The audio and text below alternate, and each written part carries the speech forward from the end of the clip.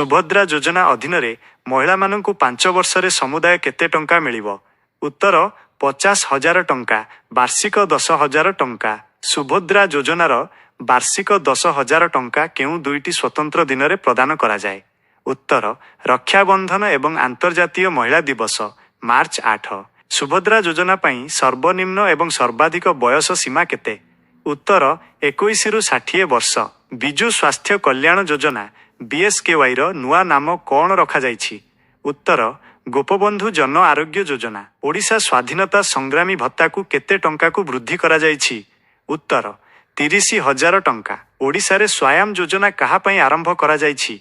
उत्तर बेकार युवक युवती को उद्योगी करबा पई 1 लाख टंका पर्यंत सुधमुक्त ऋण। CM-KISAN योजना रे भूमिहीन कृषि परिवार को वार्षिक केते टंका सहायता मिलुछि?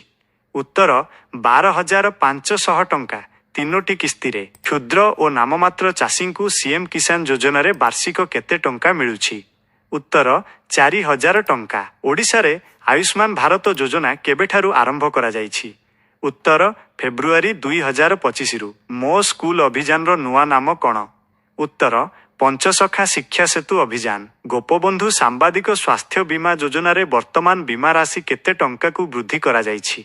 उत्तर 5 लाख टंका। वरिष्ठ बुणाकार सहायता योजना अधीन रे बुणाकारंक सन केते?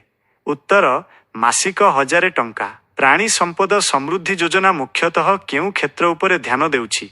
उत्तर कुकुड़ा पालनर विकास पाई। मुख्यमंत्री संपूर्ण पुष्टि योजना कहा पाई उद्दिष्ट?